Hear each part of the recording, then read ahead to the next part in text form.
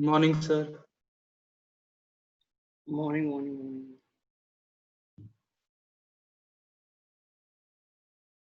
तबीयत ठीक है आपकी? नहीं यार, ये रहेगा यार, कुछ तो माइग्रेन जैसी प्रॉब्लम हो गई है यार। तुम लोगों ने वो लगा दिया, क्या कहते हैं, हाय। जय में सो रहा है भाई, पता लग गया होगा आप लोगों को।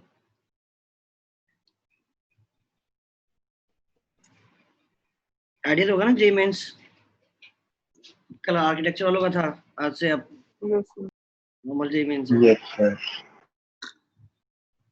फाइनली चीजें ट्रैक पे आएंगी। ये बताओ यार, देखिए होमवर्क दिया था क्या? लास्ट होमवर्क ये था ना, बताइए।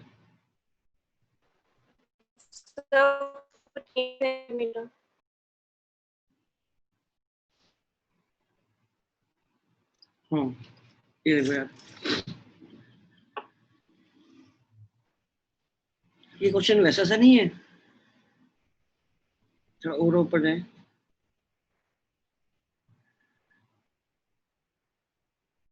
एक ये क्वेश्चन किया था, फिश वाला, बर्ड वाला। इसका एक चौथा पार्ट, ये पार्ट ही था, image of bird as seen by bird. ये क्या है? ये जो है, ये एक तरह से स्लैब का काम कर रहा है क्या? ये जो मीडियम है, ये मीडियम एक तरह से क्या स्लैब है? स्लैब का पीछे वाला पार्ट क्या किया हुआ है? सिल्वर किया हुआ है। ऑब्जेक्ट को अपनी ही इमेज देखनी है। ऑब्जेक्ट को,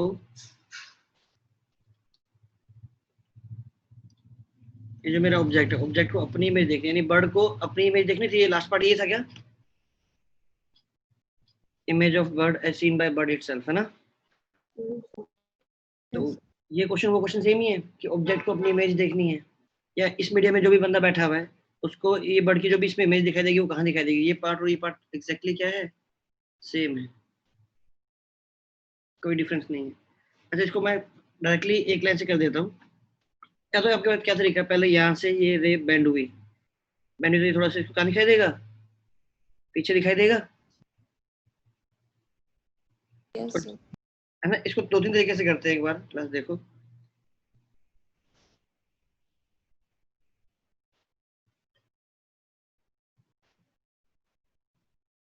मेथड 1, स्टेप बाय स्टेप जो हो रहा है। क्या हो रहा है कि आपकी स्लैब है,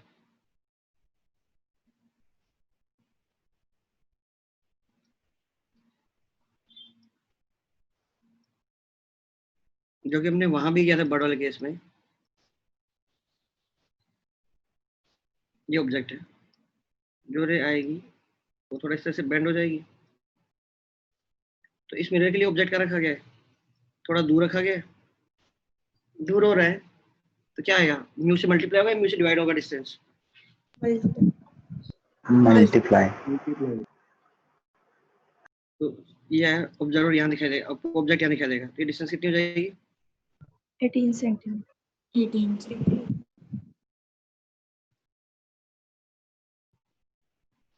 सही है क्या? तो मिरर के लिए जो ऑब्जेक्ट है वो 18 + 6 कितना दूर रखा हुआ है? 24।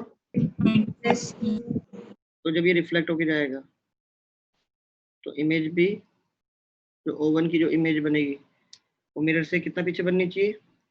24 सेंटीमीटर।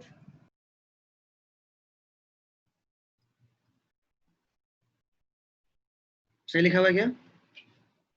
अच्छा, अब जो ये रे यहाँ से जाएगी वापस इसी मीडियम में, सेम मीडियम आने के लिए इसको फिर से क्या करना पड़ेगा? एक बार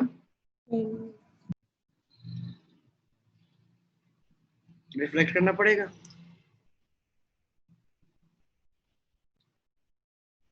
ये देखिए टकराएगी। अब इसको फिर से एक बार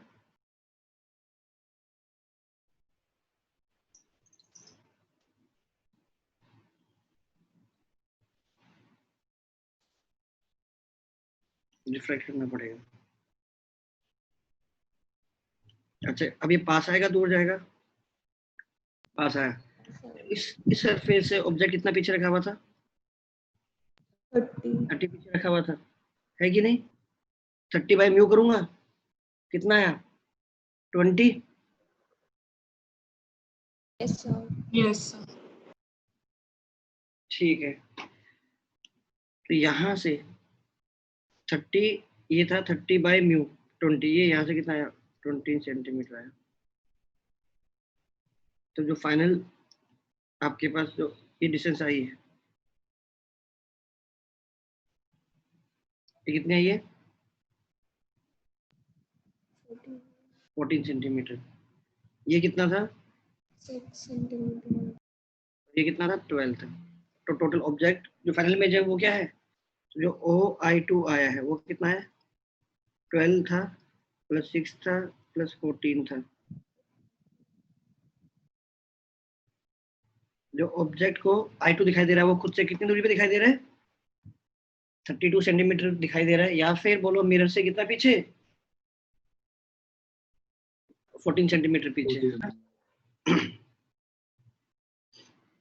ये है स्टेप बाय स्टेप किया है ना। एक क्या कर सकते हो,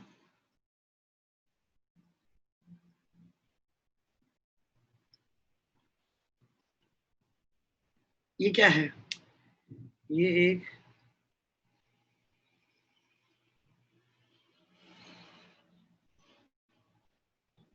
स्लैब है प्लस क्या रखा हुआ है एक मिरर रखा हुआ है। आपने पढ़ा ना स्लैब की पोजीशन मैटर नहीं करती कि ऑब्जेक्ट से कितना आगे पीछे, वो ऑब्जेक्ट को सिंपली कितना शिफ्ट करती है, ऐसे मान लें ऑब्जेक्ट को शिफ्ट कर देती है सिंपली, ये कितने से Into 1 minus 1 and मुझे पता है इस स्लैब का काम क्या है, स्लैब शिफ्ट कितना करेगी T minus T by mu. T into 1 minus 1 by mu। इस केस में डेटा के हिसाब से कितना आ रहा है 2 सेंटीमीटर आ रहा है क्या। Sir. Yes, sir. तो ऑब्जेक्ट यहाँ कहाँ रखा गया था 12. बट इसकी वजह से जो आपकी रेज देखो ऐसे गई ऐसे गई फिर ऐसे गई, ये हो रहा है।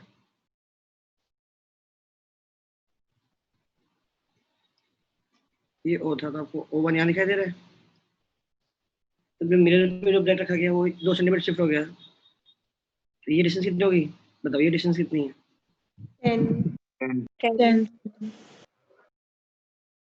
प्लस ये 6 कितना हुआ, ये जो मिरर है इस मिरर के लिए ऑब्जेक्ट यहाँ रखा गया O1, 1 मिरर से कितना दूर है 16 सेंटीमीटर दूर है क्या। 15 centimeter. Yes. This gap is 0 right. तो 10 प्लस 6 16 और पीछे ये सिल्वर किया 16 इधर है। तो इसके बाद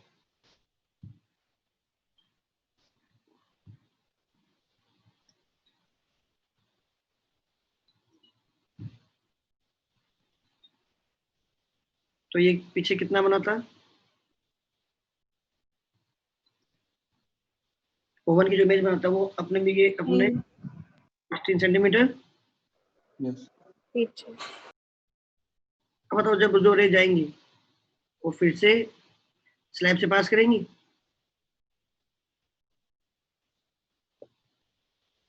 यस और नो। Yes sir. जो रे जाएंगी वो फिर से स्लैब से पास करेंगी, फिर से शिफ्टिंग होगी नहीं होगी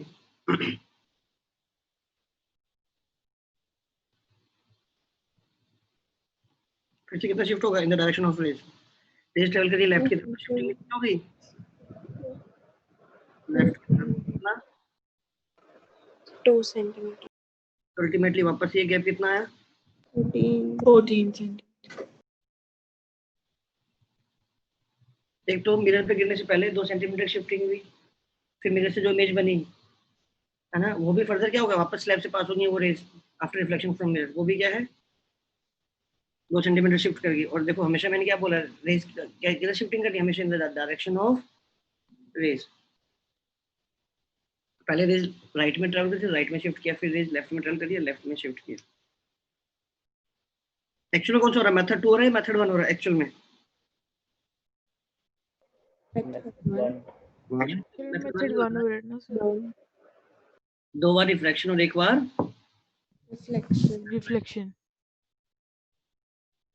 सर इस एनालॉजी को हम हर जगह लगा सकते हैं कि ग्लास स्लैब की पोजीशन मैटर नहीं करती, हर जगह पोजीशन चेंज करके जहाँ पे बीजी पड़ रहा हो। दोनों तरफ अगर मीडियम सेम है तो, ओके सर। है ना, तुमने किया भी था, प्रूव किया था, डिपेंड नहीं किया कि पोजीशन क्या है, लेकिन जैसे हमने दोनों तो मीडियम अलग अलग कर दिए तो फिर आपको इनिशियल डी की जरूरत पड़ गई थी, okay sir. Which is the fastest one.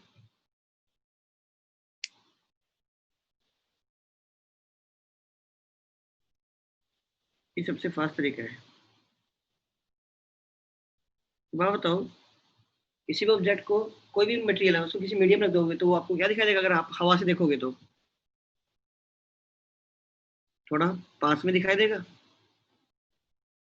अगर इसकी डेप्थ, मिरर की डेप्थ डी है तो इस मीडियम की वजह से आपको मिरर थोड़ा यहाँ दिखाई देगा क्या, डी बाई म्यू पे? हाँ है ना? Yes, sir. Yes, sir. तो ऑब्जेक्ट क्या बोल रहा है, मेरे लिए मिरर कहाँ रखा गया, डी पे रखा गया, डी बाई म्यू पे रखा गया, डी बाई म्यू पे। ये डिस्टेंस कितनी हो गई, चेक कर लो, 6/3/2 4 सेंटीमीटर। तो जो मेरा ऑब्जेक्ट है, ऑब्जेक्ट लिए जो मेरा मिरर है वो मिरर ये है।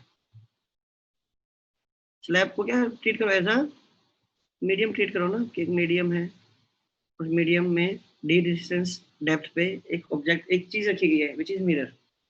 जब आपको डी पे ना दिखाने, अगर मीडियम नहीं होता तो डी पे ही दिखता, मतलब ये दूरी सेम रहती, इसकी वजह से थोड़ा पास आ गया। तो ऑब्जेक्ट के लिए, अब बताओ ऑब्जेक्ट के लिए ये कितना दूर है, ऑब्जेक्ट के लिए मिरर कितना दूर है? 10 सेंटीमीटर। ये कितना था, यहाँ तक कितना था ये? 12. 12, 16. 16 centimeter. ऑब्जेक्ट बोल रहा है मेरे लिए मिरर 16 सेंटीमीटर आगे है, जो इमेज बनेगी वो इस मिरर से 16 सेंटीमीटर पीछे बनेगी। दोनों के बीच में दूरी कितनी हो गई? 32. क्या पहले हमने ये निकाला था 32? Yes, sir. अच्छा, बिहाइंड द मिरर देखोगे तो बोलिए ये 16 है, ये गैप कितना है जो बचा हुआ गैप है ये, 2 सेंटीमीटर. 2 centimeter. है ना, ये गैप आपका 2 सेंटीमीटर है, तो बोलिए मिरर से कितना पीछे आया? 14. 14. 14 ही पीछे आ रहा है। Yes, sir. 14, ये भी 14 और ये भी 14, सही है। कौन सा सबसे ज्यादा आसान है? Method 3 is the fastest. Yes, sir. Sir ये वाला हम वो फिश और वो बर्ड वाले में भी कर सकते थे। कर सकते थे, पर वहां क्यों नहीं बताया, क्योंकि वहां पर हमें एक्चुअल कॉन्सेप्ट सीखने की जरूरत थी। अभी भी मैं बोल रहा हूँ इन तीनों मेथड में से कौन सा मेथड है जो कि एक्चुअली प्रोसेस हो रहा है, मेथड 1।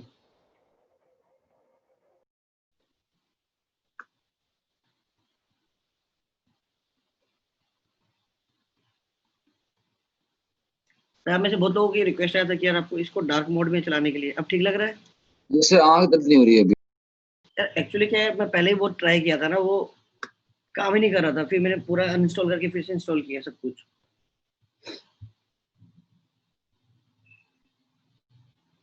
तो मुझे रिक्वेस्ट बहुत पहले आ गई थी, मैं ट्राई भी कर रहा था, हो नहीं रहा था।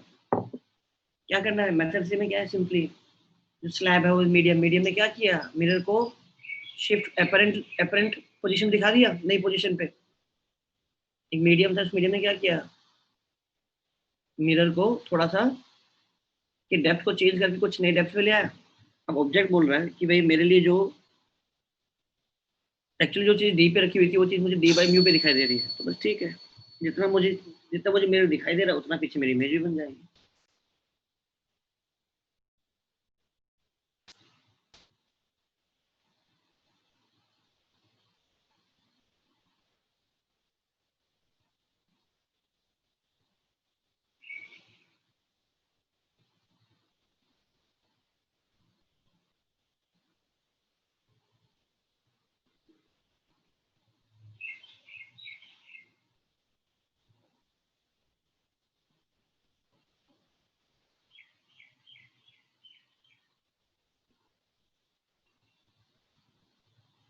क्लियर हो?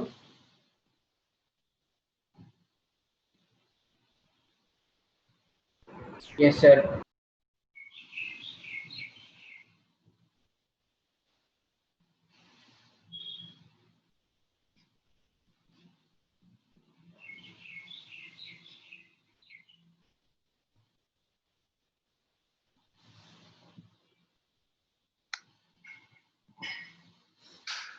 सारे पार्ट्स क्लास बाकी सबने भी नोट कर ली या कर रहे हो?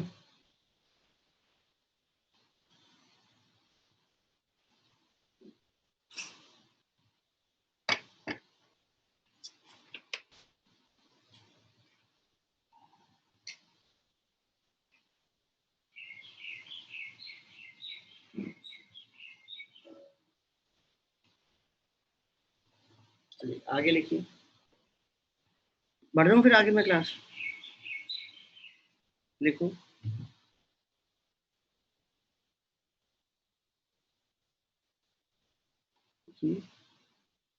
TIR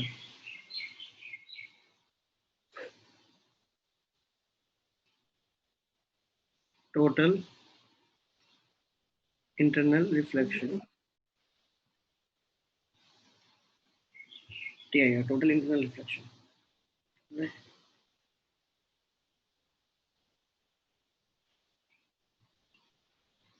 क्या होता है ये इंपॉर्टेंट फिनोमिना आपका? मान लो आपके पास क्या है, बाउंड्री है, ये रेयर मीडियम है और ये डेंसर मीडियम है, ये आपका नॉर्मल है। ये बात बताओ, अगर मैं छोटे से एंगल से भेजूंगा ये वजह अवे तो होगा, है ना, थोड़ा बढ़ जाएगा। अगर अच्छा मैं थोड़ा ज्यादा एंगल से देखूंगा तो क्या होगा, ये 1 है, इससे कोरस्पॉन्डिंग ये रे 1 है। अब मैंने 2 का भेजा तो ये क्या होगा, जब एंगल ऑफ इंसिडेंस बढ़ गया तो ऑब्वियसली एंगल ऑफ रिफ्रैक्शन इस वाले से तो थोड़ा सा बढ़ेगा। ज्यादा है। फिर मैंने ये और बढ़ा दिया तो ये और बढ़ गया, मैंने और बढ़ाया ये और बढ़ गया, ऐसे हो रहा है। नंबर 3 है, तीसरी वाली ये 4 है तो ये 4 है। तो एक टाइम आएगा क्या ऐसा, एक टाइम आएगा जब मेरा एंगल ऑफ इंसिडेंस वो हो जाएगा, इसके लिए रे कैसे जा रही है, 90 डिग्री पे जा रही है, ग्रेज करते हुए निकल रही है, राइट। देखो इसको 90 होने के लिए इसको 90 से तो कम ही होना पड़ेगा क्योंकि ये डेंसर है और ये एंगल हमें ये वाला जो एंगल होगा हमेशा इस वाले एंगल से तो ज्यादा ज्यादा है। जैसे मैं एंगल बढ़ाता हूँ वैसे वैसे क्या होता है, एंगल ऑफ रिफ्रैक्शन बढ़ता है। गिवन दैट कि मैं कहाँ से कहाँ ट्रेवल कर रहा हूँ, फ्रॉम डेंसर टू रेयर, ये बहुत इंपॉर्टेंट चीज है कि मैं डेंसर से रेयर जा रहा हूँ, ऑलराइट। तो एक ऐसा एंगल ऑफ इंसिडेंस आया जिसके लिए ये क्या हो गया एग्जैक्टली आपका 90 डिग्री हो गया। अब मैं इससे बड़े एंगल पे अगर कोई रे भेजता हूँ इससे बड़े एंगल पे, तो अब वो क्या क्या सिंपली अंदर की तरफ वापस से सेम मीडियम। रिफ्लेक्ट हो जाएगा। अब ये सिंपली रिफ्लेक्ट हो रहा है, आपके लॉज ऑफ रिफ्लेक्शन एप्लीकेबल है। तो if angle of incidence is greater than this critical angle, red वाला एंगल से ज्यादा बड़ा एंगल है, तो सिंपली क्या होगा, वापस से लाइट क्या होगी, डेंसर में जब जाए, डेंसर जब रेयर में जाएगी तो रेयर में जाएगी नहीं, सिंपली वापस रिफ्लेक्ट होकर आ जाएगी। इससे क्या बोलते हैं, इस प्रोसेस को TIR बोलते हैं। This is known as TIR। मतलब ये मेरी रे है, इंसिडेंट हुई, that angle of incidence for which angle of refraction becomes 90 degree, angle of refraction becomes 90 degree is known as critical angle। और इससे कोई भी बड़ा एंगल में फिर बनाता हूँ, कोई भी इससे बड़ा एंगल पे आप भेजोगे सिंपली रिफ्लेक्ट होके आ जाएगा TIR। आओ तो अगर मैं स्नेल शो लगाऊं यहाँ पर, क्या लिखोगे, यहाँ का म्यू, यहाँ का म्यू कितना है, इसको क्या बोल दूं, mu D sine C equals to mu R. इस मीडियम का जो एंगल है क्या है, 90 है, साइन सी क्या है mu R by mu D. और फिर याद भी कैसे रहेगा यार, लॉजिकल है, क्रिटिकल एंगल कैसे निकालोगे, दोनों मीडियम का रिलेटिव म्यू है। अच्छा बताओ, जो साइन है वो एक से बड़ा हो सकता है क्या? नहीं ना। No. तो बोलिए निकालेगा हमेशा छोटा म्यू अपॉन बड़ा म्यू, है ना। अब जनरली क्या होता है, एक मीडियम म्यू होता है, दूसरे मीडियम एयर होता है, तो म्यू और अपने आप क्या हो गया, म्यू और हो गया अपने आप 1, और ये वाला क्या हो गया, सिंपली म्यू। इसका दे देते हैं म्यू है, इसका देते हैं 1 है, ये हो गया 1 बाई म्यू। चलेगा क्या? Yes sir. अच्छा टी आर क्या होता है?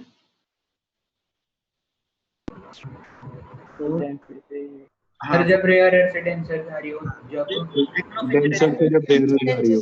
इधर वो इंसिडेंट एंगल जहाँ पे एंगल ऑफ रिफ्लेक्शन 90 डिग्री हो जाए। वो ठीक है दोस्त। I greater than C. I yes sir, I greater I C के बराबर है, सी से बड़ा, C बड़ा, C बड़ा, ग्रेटर। सी से बड़ा। सी पर तो एग्जैक्टली क्या हो रहा है, रे अभी भी दूसरे मीडियम में जा रही है ग्रेज करते हुए, ठीक है। आई सी से बड़ा है तो ये वापस से उसी मीडियम में वापस आ जाएगी। यहाँ तक बनाइए, फिर मैं स्टेटमेंट लिखवाता हूँ।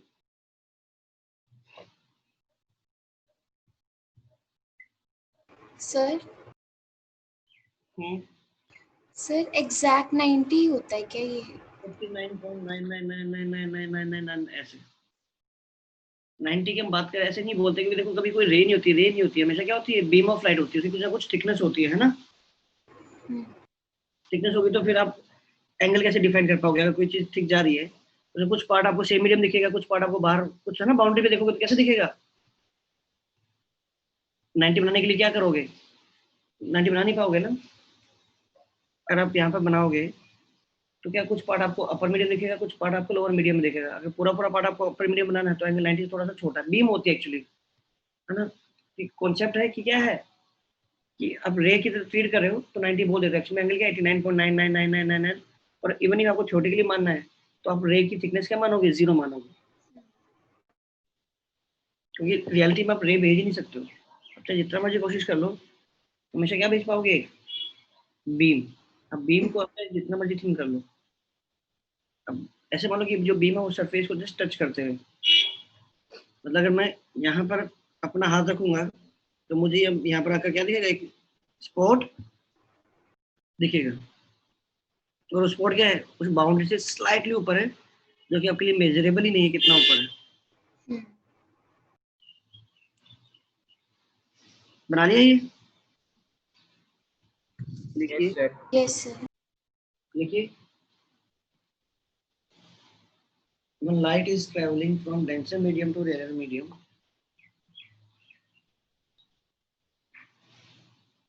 when light is traveling from denser medium to rarer medium, there is an angle of incidence for which angle of refraction becomes 90.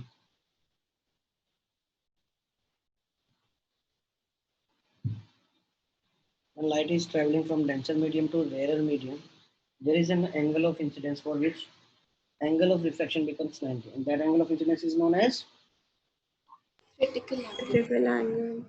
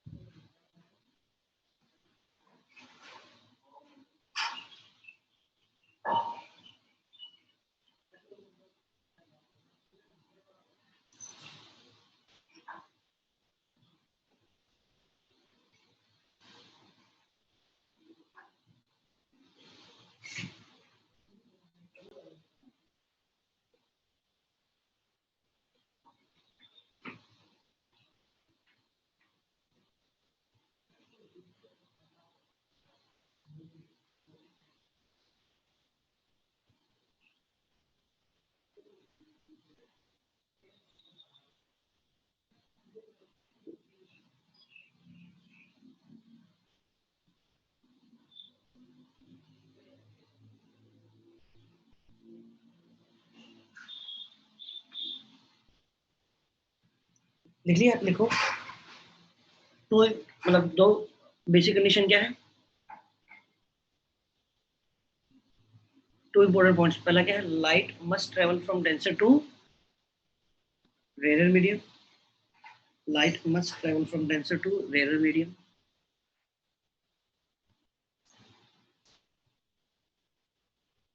है ना। दूसरा क्या है,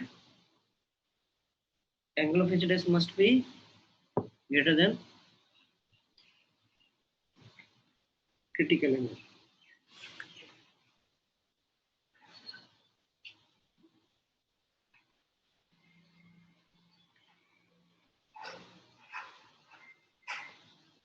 excuse me sir, hmm. Sir ये फर्स्ट वाली कंडीशन कैसे आई है, दोबारा बता दो। अगर देखो, अगर मैं डेंसर से रेयर जाऊंगा तभी तो मेरी जो रे है वो क्या है, अवे फ्रॉम द नॉर्मल जा रही है। अगर मैं रेयर से डेंसर जा रहा तो क्या होता है, टुवर्ड्स द नॉर्मल जाता ना, तो क्या चाहते हो कि रे जितना ज्यादा अवे होगी नॉर्मल से उतना ज्यादा टेंडेंसी बढ़ेगी सेम मीडियम में जाने की। Yes sir. ठीक है, इसलिए डेंसर से रेयर जाना होता है ताकि रे जितने एंगल पे आप आ रहे हो उससे कहीं ज्यादा एंगल पे रे बैंड हो।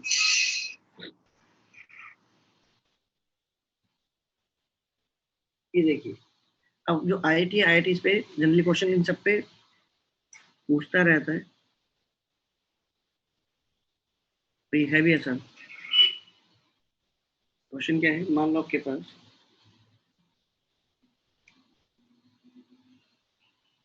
ये एक बाउंड्री है, यहाँ पर आपके एक प्रिज्म रखा आपने, ग्लास प्रिज्म है,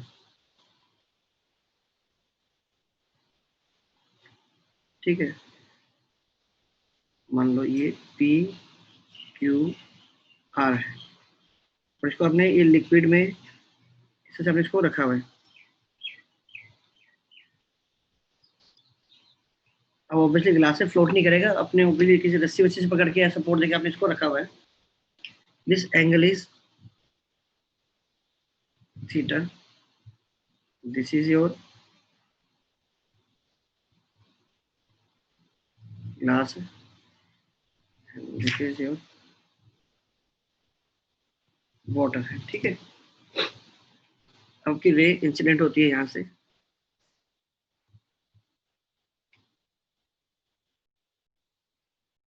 find condition on theta so that there is TIR at phase PQ, so that there is TIR at phase PQ। Question लिख लो, find condition on theta so that there is TIR on phase PQ।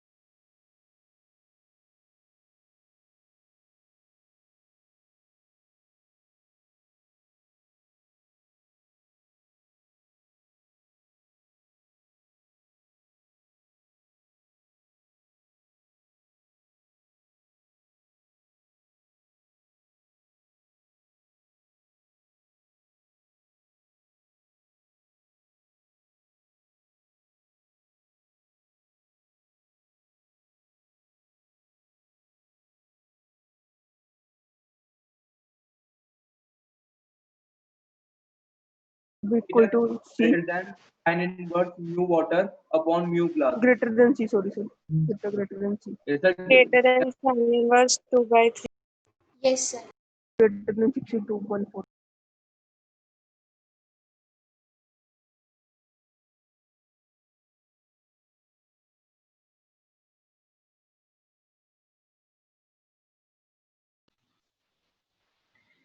Greater than क्या आ रहा है, Sin Inverse inverse 2/3. 1.33 upon 1.5. Approx 42 degrees. ये angle of incidence होगा क्या, तो TR क्या होना चाहिए, 40 IR। जो एंगल ऑफ इंसिडेंस है should be greater than critical angle होना चाहिए, है ना। लकीली क्या है, यहाँ आई की वैल्यू क्या आ गई, ये थीटा है, ये 90, यहाँ थीटा आगे नहीं आ गई, yes sir. Yes, sir. as I equals to theta है तो theta must be greater than C होना चाहिए, तो साइन ले लो, तो साइन थीटा ग्रेटर देन क्या होना चाहिए, टेकिंग साइन बोथ साइड्स, है ना। अब साइन थीटा क्या है, ग्रेटर देन साइन, साइन से क्या होगा, रेजर पोटेंशियल, रेजर कितना है, पोटेंशियल कितना है, 3/2। तो यहाँ से आपके पास साइन थीटा क्या है, ग्रेटर देन 8/9। उसको फर्दर लिखना है तो आप लिख दो थीटा क्या है, ग्रेटर देन साइन इनवर्स 8/9।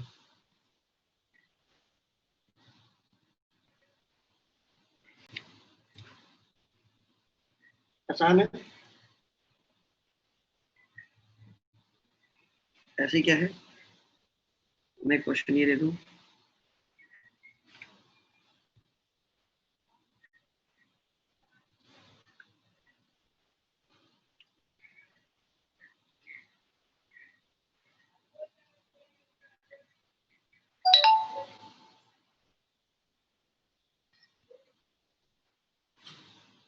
ये है,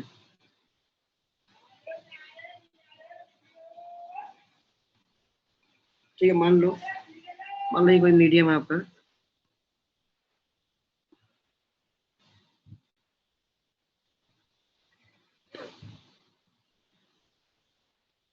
दिस मीडियम इज से mu2 से सराउंडिंग मीडियम इज mu1, ठीक है, गिवन दैट कि जो mu2 है that is greater than mu1 है,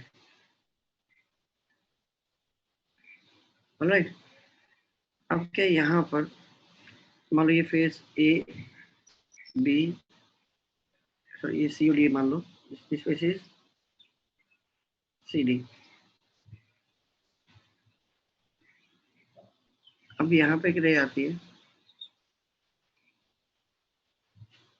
at some angle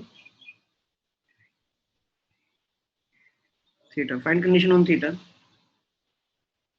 find condition on theta so that ray is emerging out from face CD.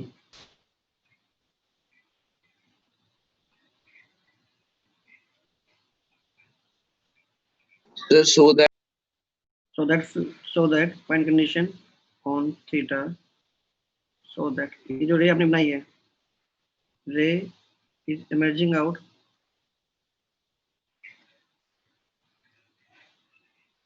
from face CD.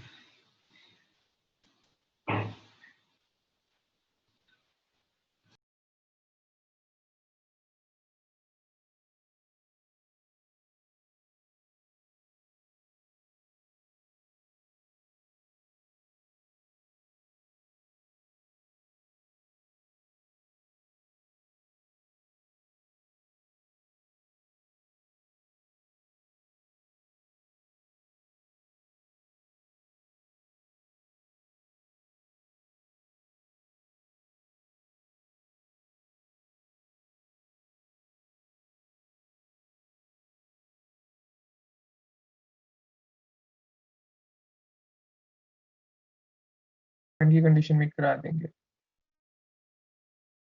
I should be less than mu2 by mu1, sin inverse mu2 by mu1. Should be equal to, sir. Should be less than. Less than.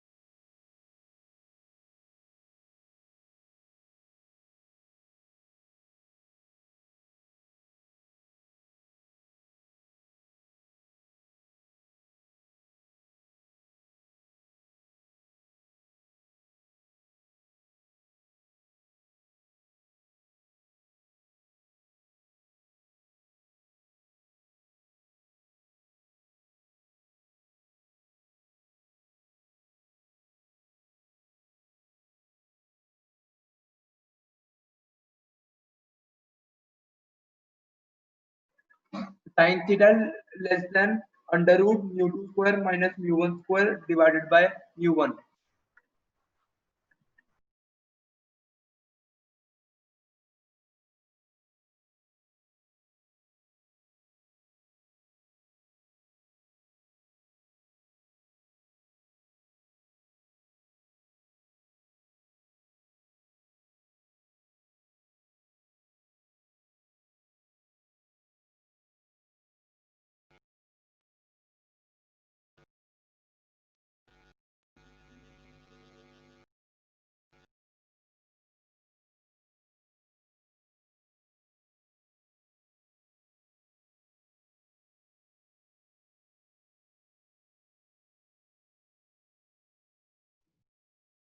Sin square theta less than mu2 square minus mu1 square upon mu1 square.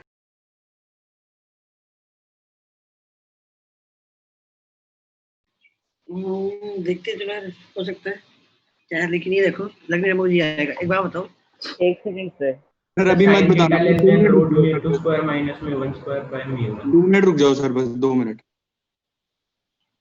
इसे under root mu2 square minus mu1 square by mu1 square.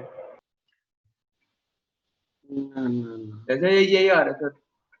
Sir तो sin square theta आ रहा है root of mu2 square minus mu1 square by mu1 square. Root mu2 square minus mu1 square upon mu1। ये देखो यार, एक बात बताओ, ये यहाँ से यहाँ गया, थोड़ा बैंड हो गया। क्या आएगा? इस पॉइंट पे क्या हो जाए, इस पॉइंट पे अगर टी आई आर हो जाए तो क्या हो जाएगा?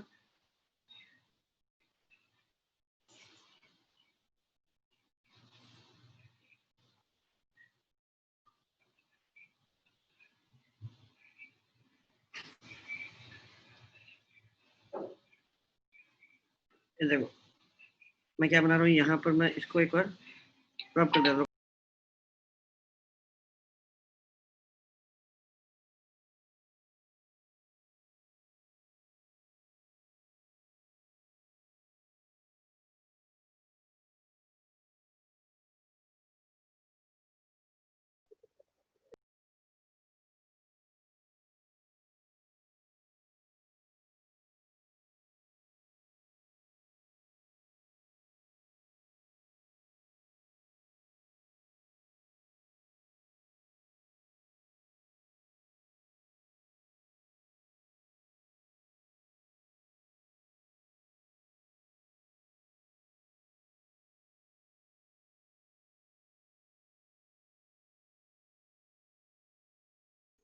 म्यूटेड हो शायद।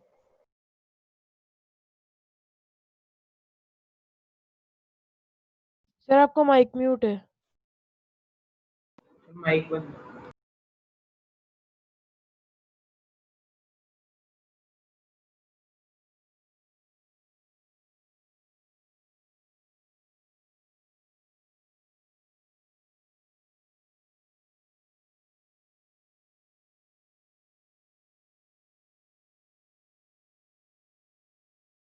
सर आप म्यूटेड हो।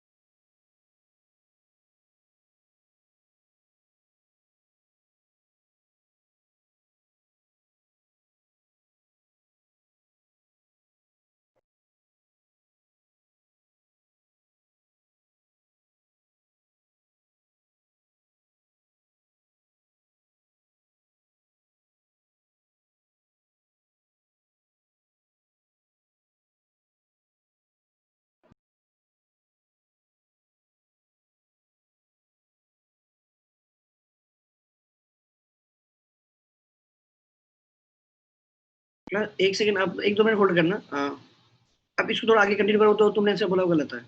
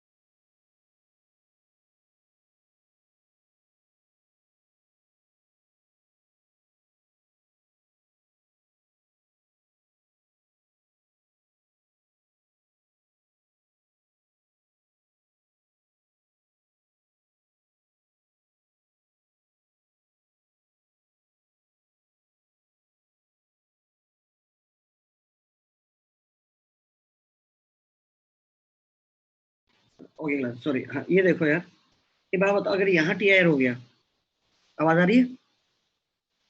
Yes, sir. अभी देखो, यहाँ मान लो टी आर हो गया, तो अगर ये एंगल थीटा, ये एंगल कुछ अल्फा है, तो ये एंगल भी क्या होगा? अल्फा। और अगर ये अल्फा है तो डेफिनेटली ये भी क्या होगा? अल्फा। Alpha. अगर ये अल्फा क्रिटिकल एंगल से बड़ा है तो ये भी, तो ऑब्वियसली ये भी यहाँ भी टी आर होगा, यस सर। तो ये भी Alpha. Alpha.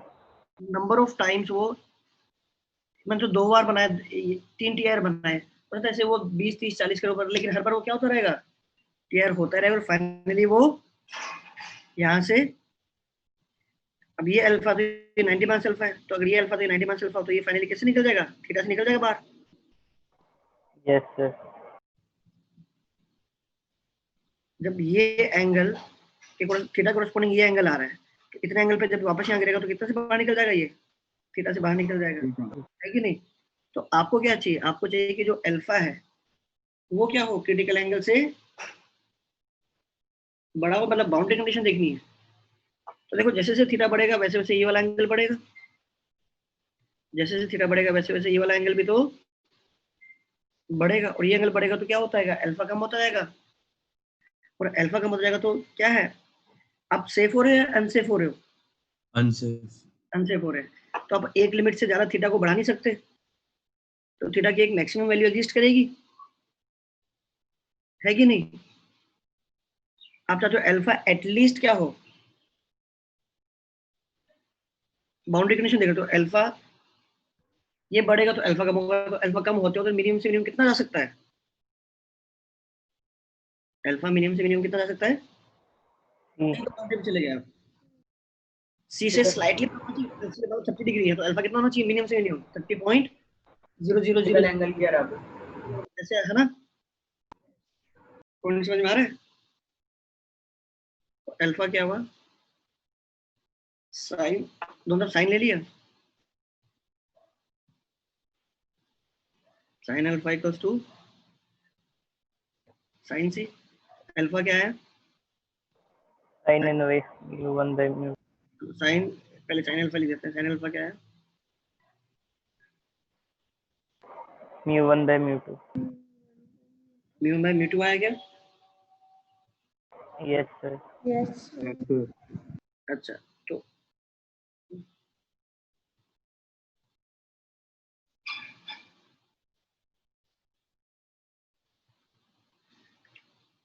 Sign inverse mu one by mu two आ गया। ऑलराइट, उसके बाद क्या है? मैं क्या चाहता हूँ, ये अल्फा, तो ये क्या हो गया? 90। अब यहाँ लगाओ condition, mu two, Sin of तो यहाँ से आपके पास साइन थीटा क्या आया? Mu two by mu one, ये क्या हो गया? कॉस अल्फा हो गया, कॉस ऑफ अल्फा, और अल्फा क्या है? Sine inverse mu1 mu2।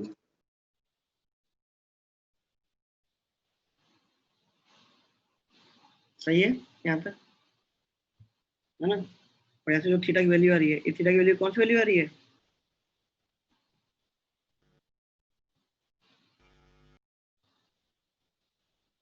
Mu two by mu one cos of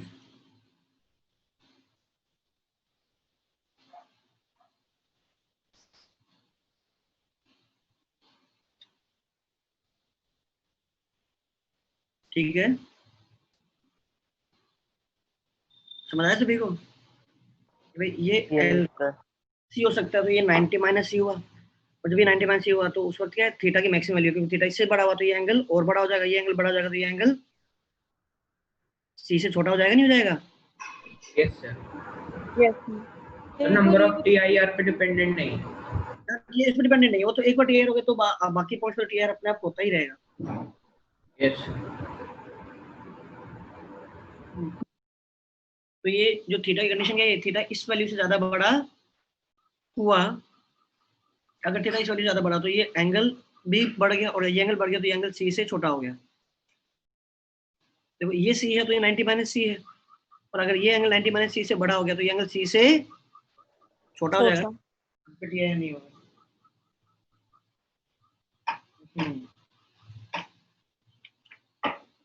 note कर लो।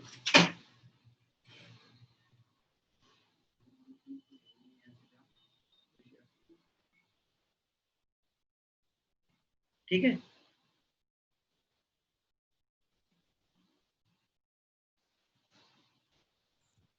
Excuse me sir. Hmm, sir आपने थीटा को थीटा मैक्स कैसे लिखा ये बता दो। अगर थीटा की वैल्यू बढ़ती जाएगी तो ये एंगल बढ़ता जाएगा, यस सर। एंगल बढ़ता जाएगा तो ये एंगल, कम होता जाएगा। ये मिनिमम से मिनिमम कितना हो सकता है वर्स्ट केस में? सी। सी। Yes sir. ये मिनिमम सी हो सकता है, तो ये मैक्सिमम कितना हो सकता है?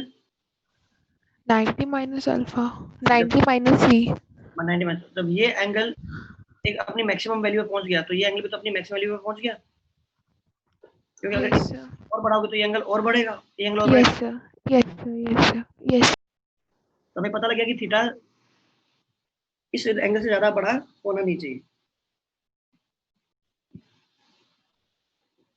मतलब हमने ऐसा एंगल निकाल लिया थीटा जिसके कॉरेस्पॉन्डिंग ये अल्फा क्या आ जाए, सी आ जाए। इससे ज्यादा बड़ा, ये इससे ज्यादा बड़ा थीटा करोगे तो ये एंगल बढ़ जाएगा, और ये एंगल बढ़ जाएगा तो ये एंगल से छोटा जाएगा, टीआर नहीं होगा। Yes sir. सर इस क्वेश्चन को जरूरी है कि मतलब मल्टीपल रिफ्लेक्शंस के बाद ही अटेम्प्ट करना, मतलब प्रोसीड करना चाहिए?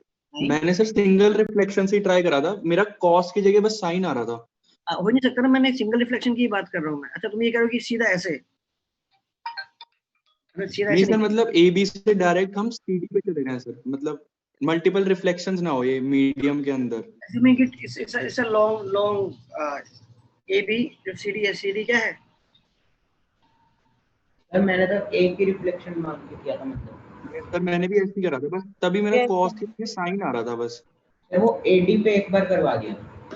Yes, sir.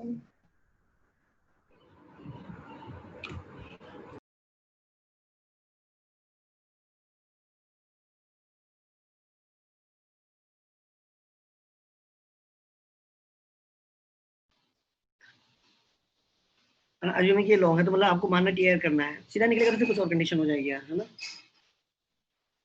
एक बात बताओ, जो आपका विबग्योर होता है ना, जो लाइट होती है आपको 7 इन बेसिक कलर्स में मानते हो, हालांकि क्या है, कितनी एक जो विजिबल लाइट होती है विजिबल रेंज में, उसमें कितने वेवलेंथ होती है, 7 या इनफाइनाइट? Infinite. Infinite. हमारी जो आईज है वो किन को लेके सेंसिटिव है, मतलब इन 7 कलर को लेके। हमें देखो ना, जैसे ये है, आता है येलो से ऑरेंज जाते हुए क्या है, आपको अलग अलग कलर दिखाई देंगे, लेकिन आपके जो आपको ओवरऑल जो आपको फील होगा वो येलो के आसपास की जो वेवलेंथ होगी आपको वो ओवरऑल येलो फील होगा, तो रेड के आसपास की वेवलेंथ होगी वो आपको रेडिश फील होगा ना। अब वो धीरे धीरे वेरिएशन, बहुत ग्रेजुअल वेरिएशन आपको दिखाई देता है। जैसे जब का वो नहीं होता विंडो में, जैसे आप वो ग्राफिक्स में ऑप्शन खोलते हो तो वो कलर्स के ऑप्शन देता है, तो कलर्स में वो कलर्स कैसे ग्रेजुअली चेंज होते हैं, देखा आपने वो आइकन बनाता है, जैसे अगर आप ग्राफिक्स में चले जाओगे सेटिंग में जाकर, Yes, sir. Yes, sir. Black से व्हाइट हो रहा तो आपको वो जो जो व्हाइट से ब्लैक होना है, ब्लैक से व्हाइट होना है, कोई शार्प बाउंड्री नहीं है, या वो रेड से ब्लू जा रहा होता है वो शार्प बाउंड्री, वो धीरे धीरे कलर चेंज होते रहते हैं, बट हमारी आंखों को ओवरऑल कुछ कलर्स फील होते हैं, तो हमने मान लिया कि 7 कलर है। वेवलेंथ के बारे में बताओ कि जैसे जैसे मैं ऐसे जाऊंगा, वॉलेट से रेड की तरफ जाऊंगा, वेवलेंथ बढ़ेगी कम होगी? बढ़ेगी. बढ़ेगी सर। बढ़ेगी, तो मुझे पता है वॉलेट की वेवलेंथ सबसे कम है, फिर येलो की, और फिर रेड की। ठीक है, अच्छा, और होता क्या है, जैसे मैं इसके अलोंग जा रहा हूँ वेवलेंथ तो बढ़ती है, लेकिन जो आपका म्यू है वो म्यू कम होता है। जो म्यू है वॉलेट का सबसे ज्यादा है, फिर येलो का, और फिर रेड का। मतलब जो म्यू होता है वो inverse equal to actually lambda होता है।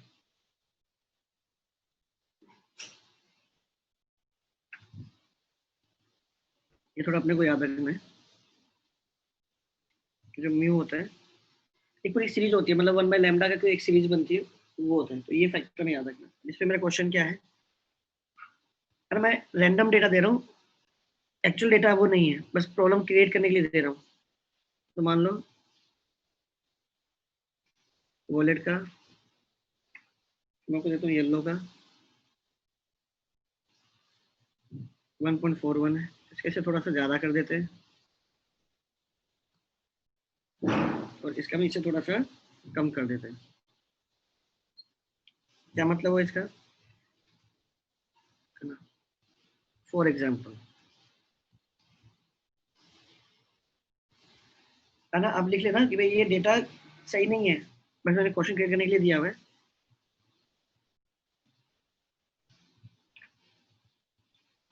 मान लो आपके पास एक प्रिज्म है, क्या मतलब अलग अलग म्यू का, इसका मतलब होता है कोई भी मीडियम का जो म्यू होता है वो कांस्टेंट नहीं होता है, वो वहां से पास होने लाइट के वेवलेंथ पर डिपेंडेंट होता है।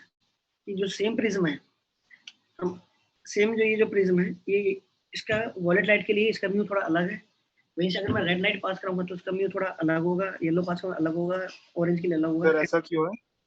वो म्यू पे डिपेंडेंट है इनका। एक पूरी रेलाई स्कैटरिंग का नाम सुना तुमने कभी? रेलाई साइंटिस्ट था, उसने एक्सप्लेन किया था, उसने पूरी पूरी एक सीरीज बनाई थी कि भैया आपका जो म्यू है वो कैसे डिपेंडेंट है वेवलेंथ पे। क्योंकि वो क्या रहा है, जब भी लाइट किसी मीडियम से पास करेगी, लाइट एब्जॉर्ब हो रही है, री एमिट हो रही है, एब्जॉर्ब हो रही है, री एमिट हो रही है। तो एब्जॉर्प्शन जो होता है वो क्या, वो पहले वेवलेंथ पे डिपेंडेंट है, वो एब्जॉर्ब करेगा, फिर आपके आपके क्या कहते हैं एटम्स में जो इलेक्ट्रॉन्स है वो वाइब्रेट करेंगे तो फिर से लाइट को री एमिट करेंगे, फिर आगे वाला एटम उसको एब्जॉर्ब करेगा, फिर से री एमिट करेगा, फिर एब्जॉर्ब करेगा, फिर री एमिट करेगा। तो इस तरह से लाइट आगे आगे ट्रैवल करती दिखाई देती है। एक्चुअली में वो क्या रहा है, लाइट जब मीडियम से पास हो तो एब्जॉर्ब हो रही है, री एमिट हो रही है, एब्जॉर्ब हो रही है, री एमिट हो रही है। तब जो एब्जॉर्प्शन है वो किस पे डिपेंडेंट है, वेवलेंथ पे। कितनी एनर्जी आई, जितनी एनर्जी उसके हिसाब से वो क्या करेगा, वाइब्रेट करेगा, और जिस हिसाब से वो वाइब्रेट करेगा उस हिसाब से वापस से वो एनर्जी को रिलीज करेगा। तो वो सब क्या है आपके, आप क्वांटम पे चले गए हो, है ना, माइक्रोस्कोपिक लेवल पे। तो बस इस तरह से वो म्यू पे डिपेंडेंट, वो मटेरियल एक सेम मटेरियल अलग अलग वेवलेंथ को इसलिए अलग अलग तरीके से रिस्पॉन्ड कर रहा है क्योंकि एब्जॉर्प्शन का फर्क पड़ रहा है एनर्जी की वजह से। वाइब्रेशंस, इलेक्ट्रॉन लेवल पे वाइब्रेशंस डिफर हो रही है, अलग अलग वेवलेंथ लाइट आएगी तो अलग अलग क्या कहते हैं मोड पे वाइब्रेशंस होगा, तो अलग तरीके से लाइट री एमिट करेगा। इसकी वजह से आपको लाइट को जो एवरेज जो स्पीड है वो एवरेज स्पीड आपको डिफरेंट डिफरेंट दिखाई देगी लाइट की आगे की। ठीक है, तो अब मैंने क्या बोला, मैंने यहाँ से white light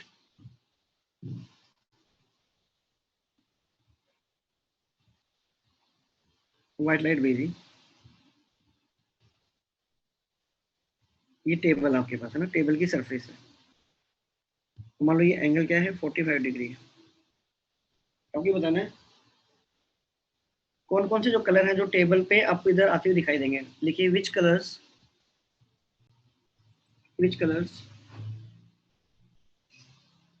will be emerging out, which colors will be emerging out.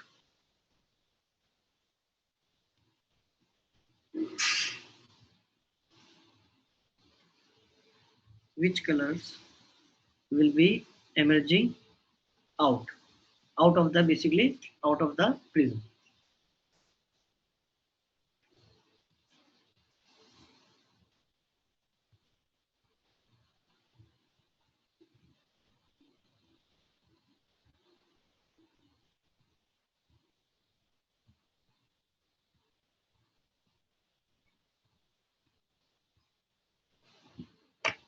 Which colors will be emerging out.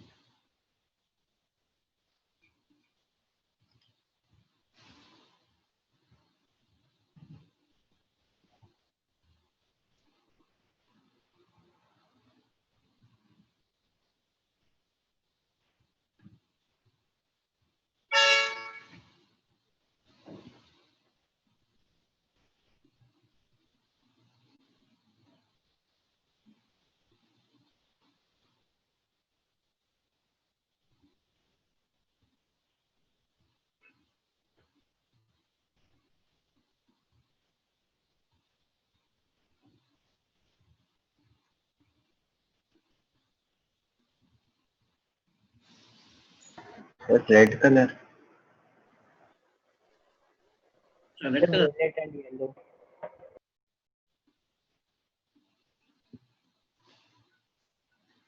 अच्छा, जो पहली वाली जो फेस है उस पर तो सारी सारी लाइट सीधी सीधी निकल जाएगी।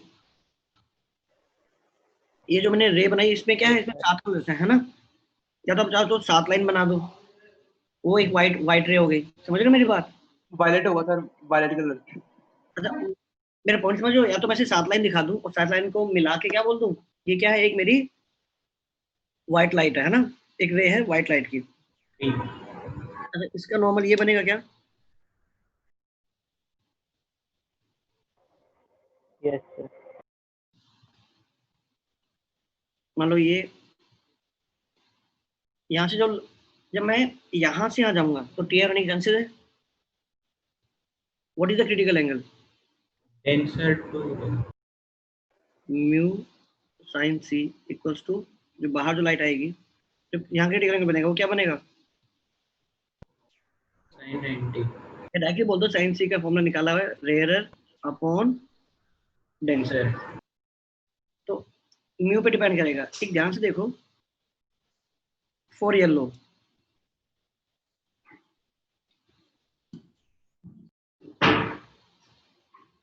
लाइट म्यू कितना है? √2 है क्या? 1.41 है ना? Yes sir. Yes, sir. Yes sir. Sine C actually 1/1.4 है ना, विच इज √2। तो यहाँ से आपके पास सी की वैल्यू क्या आ रही है? सर रेड करेगा सिर्फ। देखते हैं। Red करेगा। Yellow and red. इसके लिए जो क्रिटिकल एंगल आया है वो 45 डिग्री आ गया। अब हो क्या रहा है, डेटा को ऐसे दिया हुआ कि जो आपका एंगल ऑफ इंसिडेंस है सारी लाइट का, वो सबका क्या है? हाँ भाई, ये 48 डिग्री तो ये भी 48 डिग्री होना पड़ेगा। Yes sir. रेड होगा। आपने देखा कि भाई जैसे जैसे म्यू बड़ा होगा क्रिटिकल एंगल क्या होगा? 48 डिग्री से कम होगा।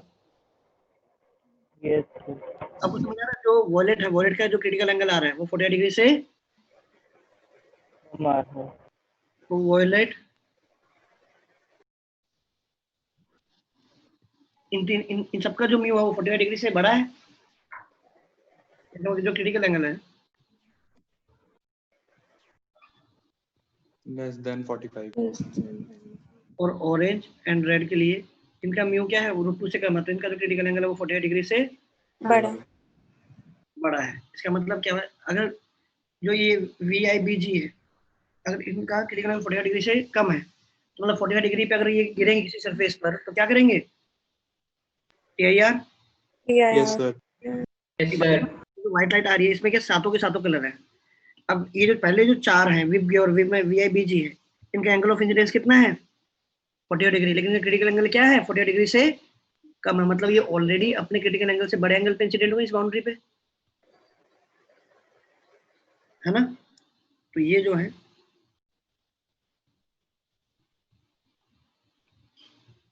ये जो सब है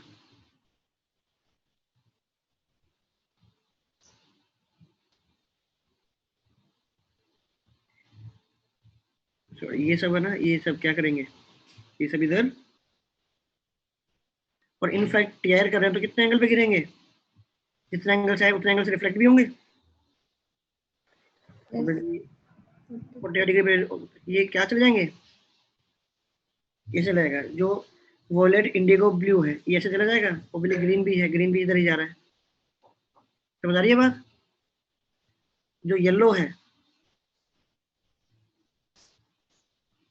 किसी को भाई इसमें येलो दिखाई दे रहा है? येलो है, येलो एग्जैक्टली कितने में जा रहा होगा? 90. और यहाँ से कौन निकल जाएगा? रेड भी निकल जाएगा, Yes sir. और ऑरेंज भी निकल जाएगा। आहो, कहीं है क्या भाई ऑरेंज दिख रहा है? Sir हमें तो वही नहीं दिख रहा कलर का बोर्ड। तो मतलब रेड और जो ऑरेंज है ये निकल जाएंगे, येलो वाला एग्जैक्टली 90 डिग्री पे जाएगा, बाकी जो पहले 4 वाले हैं वो टीआर कर जाएंगे।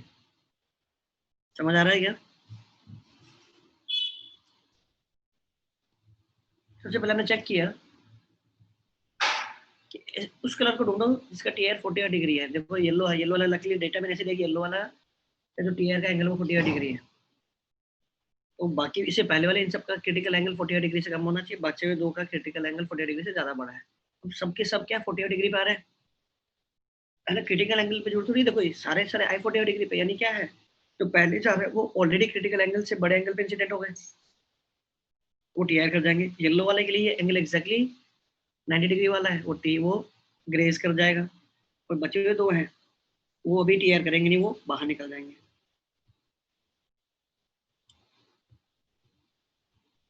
एक क्वेश्चन और ट्राई करो। सर एक डाउट है सर, ये जो हमने डिफरेंट कलर्स का भी म्यू लिखा था, ये उनका ये वैसे ग्लास लैब ये प्रिज्म का म्यू है ना उनके लिए? सबके लिए पानी में भी जब पानी में जब भी लाइट जाएगी तो भी क्या उनका म्यू अलग अलग है। कोई भी मीडियम उठा लोगे ना जिसमें लाइट, मीडियम का जो म्यू है वो क्या है लैम्डा पे डिपेंडेंट होता है। और जो ये हमारी जो रेंज होती है 400 से लेके 700 नैनोमीटर की, और सबका वेवलेंथ अलग अलग, ये सेम मीडियम डिफरेंट वेवलेंथ के लिए डिफरेंट म्यू देगा। उसका ऑन एन एवरेज 1.5 बोल देते हैं, बोलते हैं ना एक लाइट आ रही है तो वो एवरेज बोल देते हैं 1.5 है। हालांकि मैंने डेटा में ऐसा दिया नहीं कि एवरेज 1.5 आ जाए, सारे क्या है 1.46 से छोटे ही है ना, 1.5 तो ये क्वेश्चन क्रिएट करने के लिए दिया ना एक्चुअली। नहीं तो पहले मेरे को अगर इनका एक्चुअली डेटा पता होता तो फिर पहले मुझे देखना पड़ता किस पर्टिकुलर 48 डिग्री के लिए 1.41 किस पर्टिकुलर कलर के लिए आता है, तो उस कलर से पहले वाले टीआर कर जाएंगे, उस कलर के बाद वाला टीआर नहीं करेंगे। तो डेटा आपको बस लॉजिक समझाने के लिए ये डेटा ले लिया। कोई भी मीडियम ले लो, चाहे पानी ले लो, चाहे आप ऑयल ले लो, चाहे आप कोई भी मटेरियल जिससे लाइट पास हो सकती है ना। मोनोक्रोमेटिक लाइट है तो इसका मतलब क्या है, उसका म्यू क्या है, एक सिंगल म्यू है। यस सर लाइट क्या है मल्टीपल वेवलेंथ की बनी हुई है, तो हर वेवलेंथ के कोरस्पॉन्डिंग उसका जो बिहेवियर मटेरियल का क्या है डिफरेंट रहेगा। हम 1.5 ऑन एन एवरेज ले लेते हैं यार, सबकी वैल्यू 1.52 1.49 1.48 1.51 ऐसे होती है ना, 1.6 भी होती है। तो इस टाइप से आप एवरेज मान के ऐसे लेंगे। Okay sir. और ये साइंटिस्ट सर रे ने बताया था कि वेवलेंथ पे कैसे डिपेंडेंट है, तो उसकी पूरी सीरीज होती है। चलिए ठीक है, तो हमें बस याद रखना चाहिए जो म्यू है वो क्या है वेवलेंथ के इनवर्सली प्रोपोर्शनल है।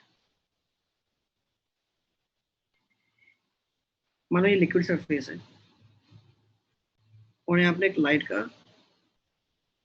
सोर्स रखा हुआ है, source of light. Alert from Google Chrome added us face cover. एक सेकंड यार,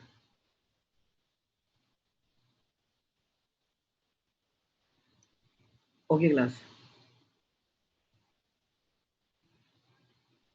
ठीक है।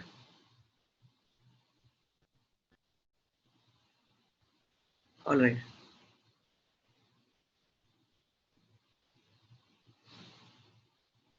चलो, आवाज आ रही है? Yes sir. आपने एक सोर्स ऑफ लाइट रखा हुआ है,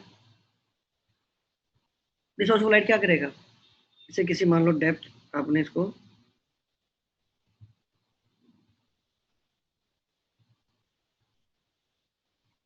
किसी h डेप्थ नीचे रखा हुआ है, मतलब इससे क्या होगा, इससे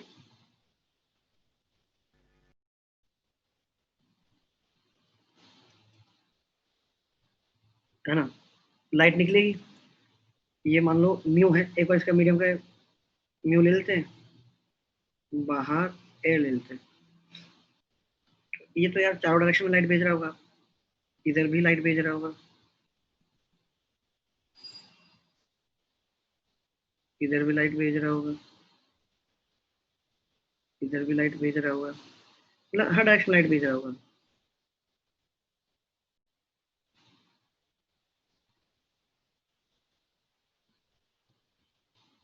जो लाइट अब सेम मीडियम में जा रही है वो तो ऑब्वियसली इससे बाहर निकलेगी नहीं,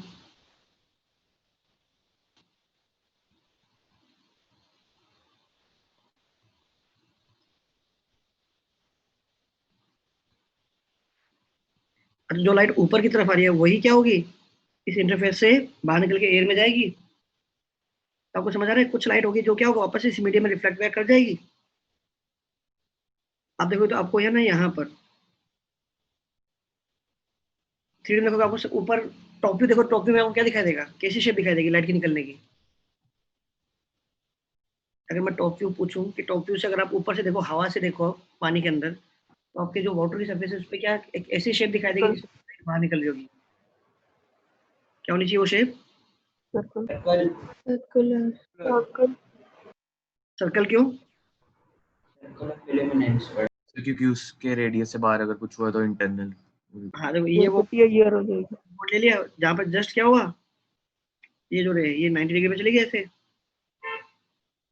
और इसके बाद की जो भी लाइट आ रही होंगी ऑब्वियसली वो क्या करेंगी? TIR।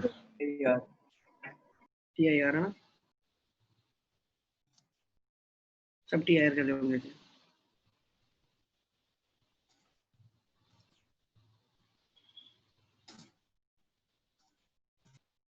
पॉइंट समझ में आ रहा है? तो यहाँ से देखोगे तो यहाँ से क्या है, कोन की तरह ये वर्टेक्स हो गया, यहाँ से जो भी इस बाउंड्री के अंदर रेज निकल रही है वो सारी सारी बाहर आ रही है।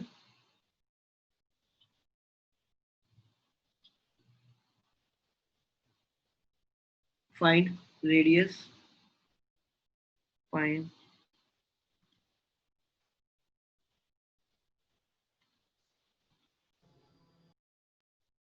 radius of circle, find radius of circle, है एक बाउंड्री बनेगी, find radius of circle, yes, तो find the radius of that boundary from which rays are emerging out, find radius of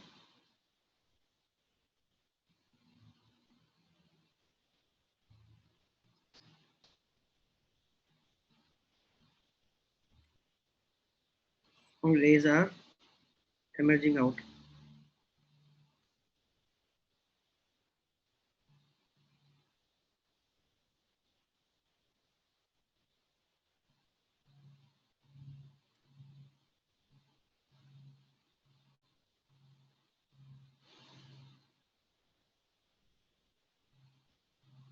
sir h cot sin inverse 1 by mu।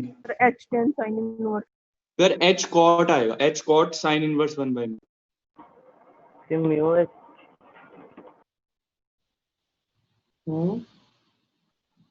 Mu H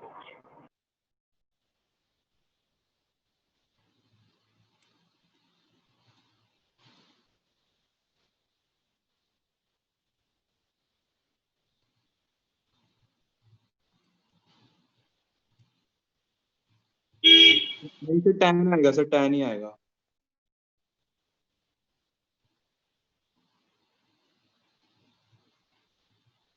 अब बोलो क्या answer क्या है तुम्हारा? H tan h sin tan inverse sin 1 by mu। inverse 1 by mu। Mu H H tan inverse यही आएगा। H tan sin inverse 1 by mu। h tan sin inverse 1 by mu। इससे मेरा म्यू एच आया। Sir h upon root mu square minus 1। ये sir यही आ रहा है। Sir h upon root u square minus 1। एक बार बताओ, ये क्रिटिकल एंगल हो गया, ये क्रिटिकल एंगल हो गया है, तो बस ये वाला भी, ये वाला एंगल, ये भी क्रिटिकल एंगल हो गया, नहीं हो गया? हाँ है ना, मैं ये अलग से बनाता हूँ ग्रीन वाली जो TIR कर रही है, सही है? Yes sir. वो तो दोनों तरफ से तो हर जगह से तो क्या है, दोनों तरफ क्या बोला, 3D में तो ये क्या सिमेट्रिक है, ये सी हो गया। एक बार बताओ, अगर रेडियस R है, अगर ये जो डिस्टेंस है ये क्या है, R है, तो बताओ R अपॉन H क्या है? R upon H, H tan C हो गया, नहीं हो गया? Yes sir. मुझे पता है साइन C की वैल्यू मुझे पता है, rarer upon denser, sine C पता लग गया, ये 1 है, ये म्यू है, तो ये म्यू स्क्वायर माइनस 1 हुआ, लिया ना, H की वैल्यू क्या आई, N C क्या 1 upon root mu of square minus minus 1 one का रूट। -1।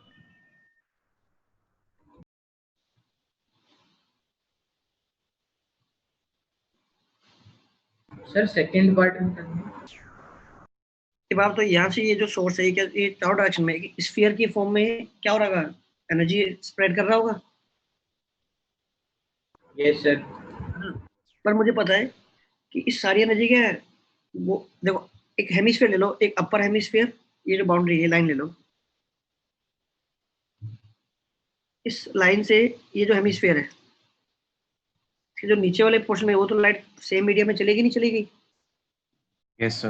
है ना। ये जो यहाँ से जो हेमिस्फीयर बनेगा उस नीचे वाले लोअर हेमिस्फीयर से जो भी रे निकल रही है वो सारी सेम मीडियम में जा रही है, और जो अपर हेमिस्फीयर का भी कुछ ही पोर्शन है जिसमें से लाइट निकल रही है, बाकी तो क्या हो रहा है वापस से सेम मीडियम में रिफ्लेक्ट बैक हो रही है। तो मेरा क्वेश्चन है कि कितना परसेंटेज ऑफ जो एनर्जी है वो सिर्फ बाहर निकल पा रही है।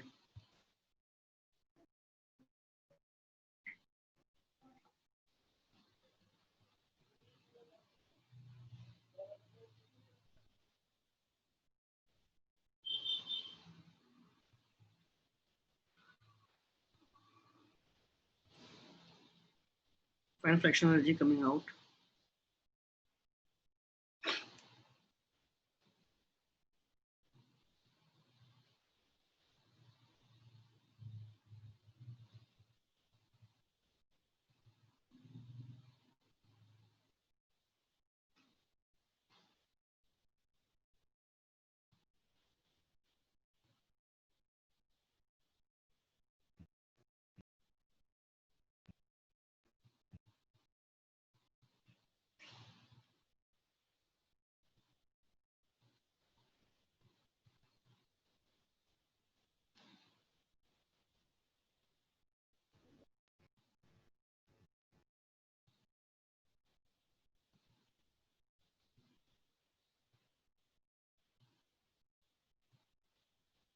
Sir 1 minus root of mu square minus 1/2।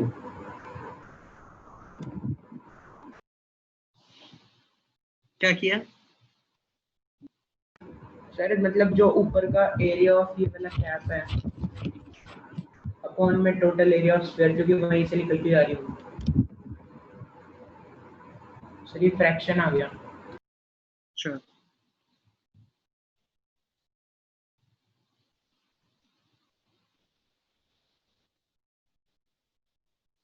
ऐसा दोस्तों ये क्या सर्कल है या 3D में स्फीयर है एक्चुअली?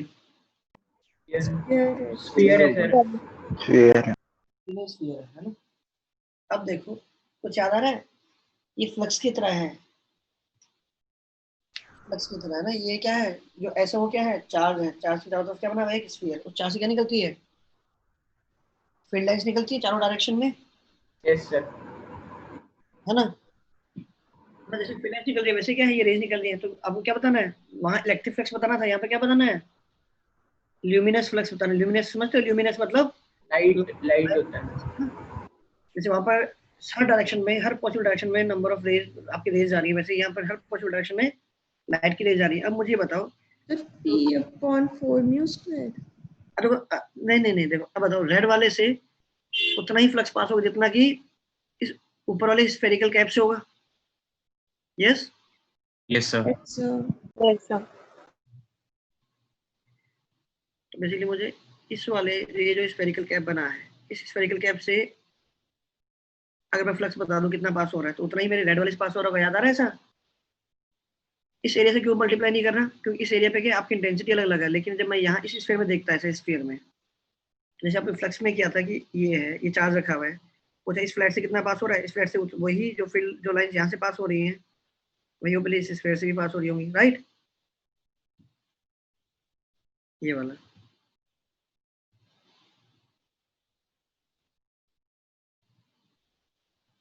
चलिए, बेसिकली क्या याद आ रहा है, ये सी पर है तो कितना फ्लक्स पास हो रहा होगा बताओ, किसी याद आ रहा है?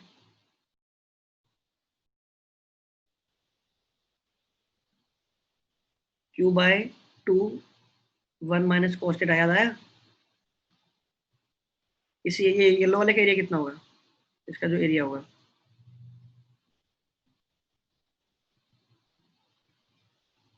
सब भूल के यार, ये होता है 2 pi r square 1 minus cos theta. क्या है, ये होगा, है ना? Yes, sir. एक बात बताओ, पूरे स्फीयर में से कितना पास हो रहा था?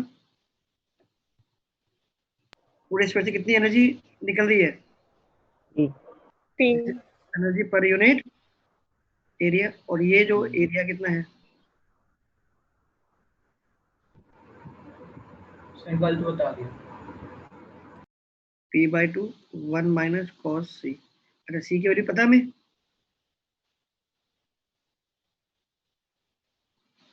सी की वैल्यू क्या है?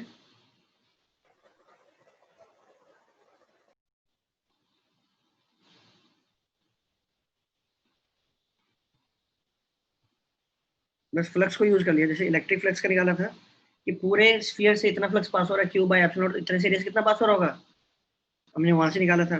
सेम चीज यहाँ अप्लाई कर दी, पूरे स्फीयर से कितना फ्लक्स पास हो रहा है, टी पास हो रहा है, तो इतने येलो वाले कैप से कितना फ्लक्स पास हो रहा होगा, उसके एरिया से मल्टीप्लाई कर दे, which is 2 pi r square 1 minus cos c। Done? चलिए,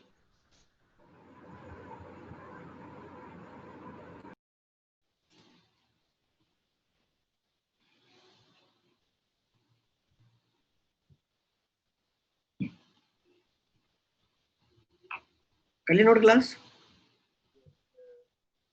यस सर। सर 1 मिनट रुको। चलो, वैसे भी सिंक किया हुआ तुम खोल लेना, है ना?